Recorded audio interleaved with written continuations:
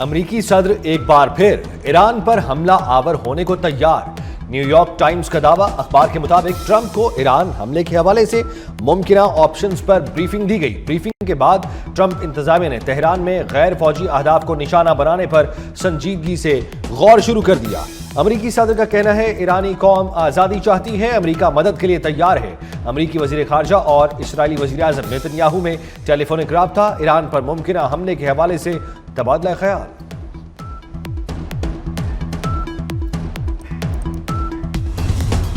امریکہ حملہ کرے گا تو منہ کی کھائے گا، ایرانی صدر مسعود پزشکیان نے ٹرمپ کو پیشگی خبردار کر دیا۔ قوم سے خطاب کرتے ہوئے کہا، عوام کی مشکلات حل کرنے کی بھرپور کوشش کر رہے ہیں، عوام سے فسادیوں اور شرپسندوں کے خلاف حکومت کا ساتھ دینے کی اپیل۔ بولے امریکی ہتھ کنڈے ایران میں کامیاب نہیں ہو سکتے، کسی غیر ملکی کو ملک میں انتشار پھیلانے کی اجازت نہیں دیں گے۔ امریکہ اور اسرائیل عالمی امن، استحکام اور سلامتی کو نقصان پہنچا رہے ہیں۔ اسلام آباد میں ایرانی سفارتخانے کا کہنا ہے کہ امریکی صدر کو وینزویلا اور غزہ میں اپنے اقدامات پر شرم آنی چاہیے۔ ایرانی پارلیمنٹ کے اسپیکر کہتے ہیں، ایران پر حملہ ہوا تو اسرائیل اور خطے میں امریکی اڈے ہمارا جائز ہدف ہوں گے۔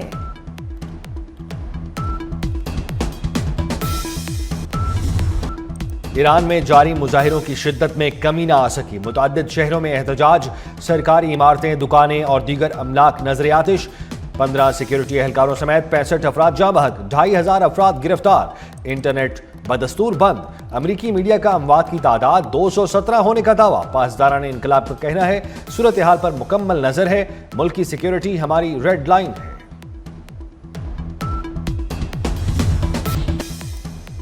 اسلام آباد میں خوشیوں بھرے گھر پر قیامت ٹوٹ پڑی۔ سیکٹر G7 میں شادی والے گھر میں گیس لیکیج سے دھماکہ، دلہا دلہن سمیت 8 افراد جاں بحق، 11 زخمی۔ دھماکے سے 4 گھر متاثر، 3 مکمل تباہ ہو گئے۔ وزیر اعظم شہباز شریف اور وزیر داخلہ محسن نقوی کا دلخراش واقعے پر اظہار افسوس، جاں بحق افراد کے لواحقین سے دلی ہمدردی اور تعزیت کا اظہار کیا۔ چیئرمین CTA محمد علی رندھاوا کا جائے وقوع کا دورہ، کہا واقعے کی مکمل انکوائری کریں گے، کسی بھی گھر میں دراڑیں ہوئیں تو رہنے کی اجازت نہیں دیں گے۔ ابتدائی رپورٹ کے مطابق حادثہ رات کو ہیٹر کھلا رہنے کے باعث ہوا، صبح گھر کی خواتین نے چولہا جلایا تو دھماکہ ہو گیا۔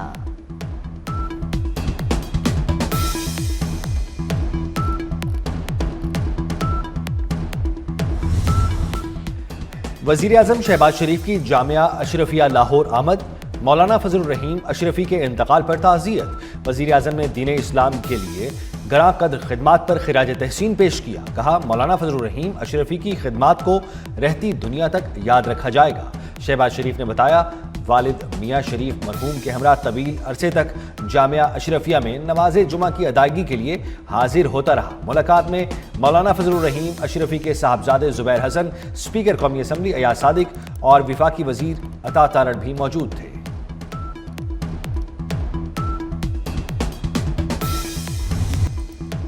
سانحہ 9 مئی کے واقعات کی ویڈیوز اور آڈیوز کا تجزیہ مکمل۔ ویڈیوز میں وزیر اعلیٰ خیبر پختونخوا سہیل آفریدی، کامران بنگش، تیمور جھگڑا، عرفان سلیم کی موجودگی کی تصدیق۔ پنجاب فورینسک سائنس لیب نے پشاور پولیس کی درخواست پر تجزیہ کیا۔ رپورٹ کے مطابق متعدد ویڈیوز میں کسی قسم کی ایڈیٹنگ کے شواہد نہیں ملے۔ رپورٹ کی تیاری 19 دسمبر سے 23 دسمبر 2025 کے دوران مکمل کی گئی۔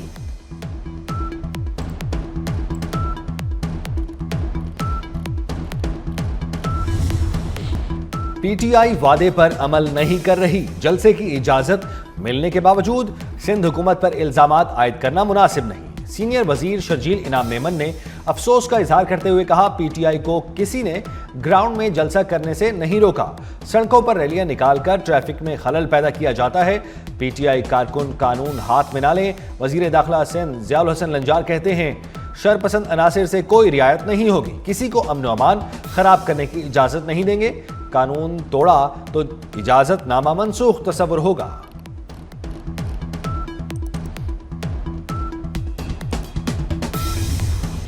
پاکستان نے اسرائیل کے صومالی لینڈ کو ملک تسلیم کرنے کو مسترد کر دیا۔ اسرائیل کی غیر قانونی کارروائی کی مذمت کرتے ہیں وزیر خارجہ اسحاق ڈار کا OIC وزرائے خارجہ کونسل کے غیر معمولی اجلاس سے خطاب، اسحاق ڈار نے کہا اسرائیلی اقدام صومالیہ کی بین الاقوامی تسلیم شدہ سرحدوں پر براہ راست حملہ ہے۔ اسرائیل کا یہ اقدام دہشت گردی کے خلاف عالمی اور علاقائی کوششوں کو نقصان پہنچا سکتا ہے۔ صومالیہ کی عوام اور حکومت کے ساتھ ہر سطح پر تعاون جاری رکھیں گے۔ اسحاق ڈار کی سعودی نائب وزیر خارجہ سے ملاقات، خطے میں امن، استحکام اور سلامتی کے فروغ کا عزم۔ اسحاق ڈار کی مصری اور بنگلہ دیشی ہم منصب سے بھی ملاقاتیں۔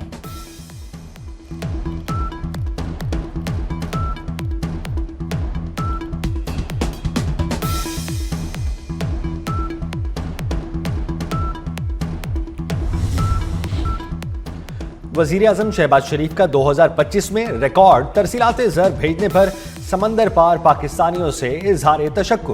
کہا دسمبر 2025 میں دیار غیر میں بسنے والے پاکستانیوں نے 3.6 ارب ڈالر بھجوائے۔ ترسیلات زر میں 16.5% اضافہ حکومتی پالیسیوں پر پاکستانیوں کے اعتماد کا مظہر ہے۔ سمندر پار پاکستانیوں کی فلاح و بہبود کے اقدامات حکومت کی اولین ترجیح۔ بلوچ یکجہتی کمیٹی فتنہ الہندوستان کا بظاہر سافٹ فیس لیکن پراکسی کا منظم نیٹ ورک ہے۔ BYC مسلح علیحدگی پسند تنظیموں بالخصوص فتنہ الہندوستان کے لیے کام میں مصروف۔ فتنہ الہندوستان کے لیے بھرتی، بیانیہ سازی اور معاشرتی سطح پر رسائی میں بھی اہم کردار۔ ماہرنگ بلوچ کی قیادت میں ہلاک دہشت گردوں کی لاشیں زبردستی لینے کی کوشش بھی کی۔ ISPR کے مطابق بلوچستان میں دہشت گردی اور دہشت گردوں کی حمایت کے لیے پراکسیز کے ذریعے منظم پروپیگنڈا مہم چلائی جا رہی ہے۔ JUI سربراہ مولانا فضل الرحمان کی جامعہ اشرفیہ لاہور آمد، صاحبزادہ مولانا زبیر حسن نائب محتمم سے ملاقات۔ مولانا فضل الرحیم اشرفی کی وفات پر اظہار تعزیت۔ کہا مولانا فضل الرحیم اشرفی علم و عمل کا حسین امتزاج تھے، ان کی کمی مشکل سے پوری ہوگی۔ دین اسلام کے لیے ان کی خدمات کو ہمیشہ یاد رکھا جائے گا۔ بنگلہ دیش ٹیم کا ورلڈ کپ میں بھارت نہ جانے کا فیصلہ۔ پاکستان نے بنگلہ دیش کے میچز کی میزبانی میں دلچسپی ظاہر کر دی۔ پاکستان نے کہا ہے وقت کی کمی کے باعث سری لنکا کے وینیوز تیار نہیں تو پاکستان کے وینیوز میزبانی کو تیار ہیں۔ بنگلہ دیش کرکٹ بورڈ کا بھارت میں ٹیم کی سیکیورٹی پر بھی تحفظات کا اظہار۔ بنگلہ دیش کے میچز کی منتقلی سے متعلق حتمی فیصلہ ICC نے کرنا ہے۔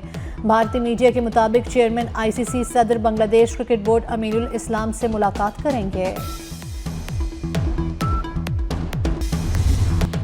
عمان کے وزیر خارجہ ابو سعیدی کا دورہ تہران، ایرانی صدر اور اہم عہدیداروں سے ملاقاتیں۔ خطے میں امن کے لیے ایران سے مثبت روابط کے عزم کا اظہار۔ ایرانی وزیر خارجہ عباس عراقچی نے کہا عمانی وزیر خارجہ سے بات چیت میں امن و امان اور دیگر امور پر گفتگو ہوئی۔ عمان کا علاقائی امن کے لیے اہم کردار ہے۔ پاکستان نیوی فلوٹیلا کا پورٹ سلطان قابوس مسقط عمان کا دورہ۔ بندرگاہ پر پہنچنے پر عمانی حکام نے جہازوں کا پرتپاک استقبال کیا۔ پاک بحریہ کے فلوٹیلا میں سیل شپ PNS راہ نور، PNS مددگار اور پاکستان میری ٹائم سیکیورٹی ایجنسی کا جہاز PMSS کشمیر شامل تھا۔ مشن کمانڈر اور جہازوں کے کمانڈنگ آفیسرز نے رائل نیوی آف عمان کی اعلیٰ قیادت سے ملاقاتیں کیں۔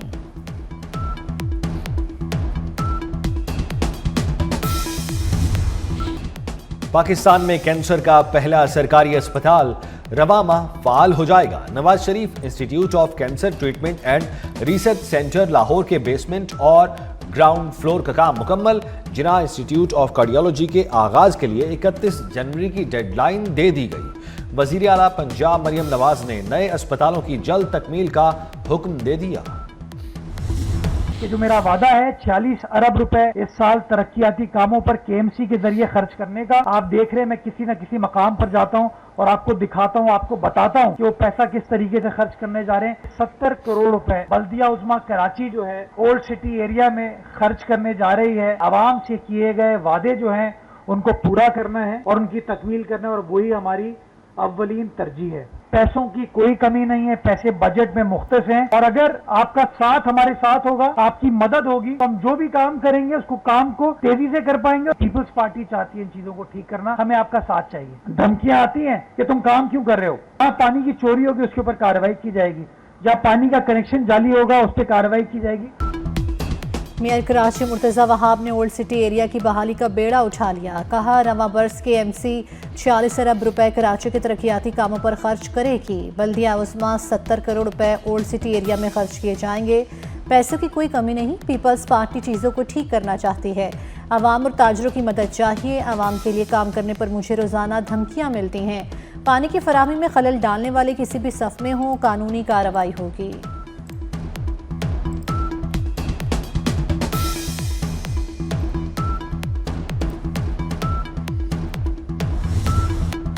سندھ پر وڈیروں اور جاگیرداروں کا قبضہ ہے.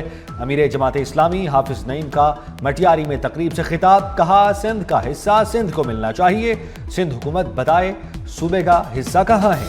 حافظ نعیم نے کہا سندھ میں ہزاروں بچے اسکول نہیں جاتے. لاہور میں بھی گرین پراپرٹی سرٹیفکیٹ کا اجرا شروع. اراضی ریکارڈ سینٹر سے جائیداد کی تصدیق کے بعد گرین سرٹیفکیٹ حاصل کیا جا سکے گا. گرین پراپرٹی سرٹیفکیٹ نادرا سے منسلک ہوگا. گرین سرٹیفکیٹ کے حامل شخص کی جائیداد پر کوئی دعویٰ نہیں کر سکے گا. دوسرے مرحلے میں گرین پراپرٹی سرٹیفکیٹ کا دائرہ صوبے بھر میں وسیع کیا جائے گا. ملک بھر میں سردی اپنے جوبن پر آ گئی. ہنزا میں کم سے کم درجہ حرارت -20 ڈگری تک گر گیا. آزاد کشمیر کی وادی لہ میں پارا -14 ڈگری پر آ گیا. کوئٹہ سمیت شمالی بلوچستان کے کئی شہروں میں پارا نقطہ انجماد سے نیچے آ گیا. پنجاب میں شدید سردی اور دھند کی لپیٹ. سردی کی موجودہ لہر 16 جنوری تک جاری رہے گی. دھند اور اسموگ میں اضافہ بھی متوقع. مری اور گلیات میں مزید برف باری کا امکان. PDMA کا الرٹ جاری. پنجاب میں شدید سردی کے باعث اسکولوں میں چھٹیاں 19 جنوری تک بڑھا دی گئی. سندھ میں بھی اسکولوں کے اوقات کا تبدیل. 2 ہفتے کے لیے تدریسی عمل صبح 9 بجے شروع کرنے کا فیصلہ.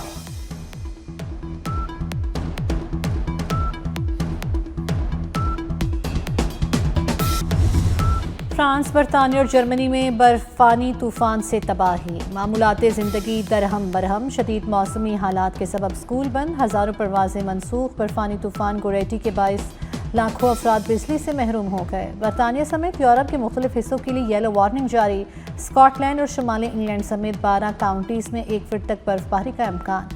15 جنوری کو پورے برطانیہ میں موسم سرما کی شدت بڑھ جائے گی.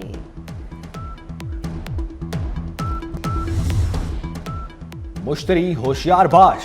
آسمان پر سیارہ مشتری کا شاندار مظاہرہ زمین کے قریب ترین نظر آیا. نظارہ صبح 6:45 تک کیا گیا. اسپارکو کے مطابق سیارہ معمول سے زیادہ بڑا. PSL کی 2 نئی فرنچائزز میں غیر ملکی سرمایہ کاروں کی زبردست دلچسپی. PCB نے ملتان سلطانز کی آکشن کا بھی فیصلہ کر لیا. جلد اشتہار جاری کیا جائے گا. ملتان سلطانز کو بھی اوپن آکشن کے ذریعے فروخت کیا جائے گا. PSL 11 میں ملتان سلطانز بھی نئے آنر کے ساتھ ان ایکشن ہوگی. خواتین کو بااختیار بنانے کا مشن. کراچی میں 2 دریا. سخت سردی میں خواتین کی بڑی تعداد کی شرکت. 5 کلومیٹر ریس ممتاز نے متنی جیت. ٹیم مقررہ فاصلہ 21 منٹ 36 سیکنڈ میں طے کیا. نتاشا حسن کی دوسری اور مہنور فاطمہ کی تیسری پوزیشن.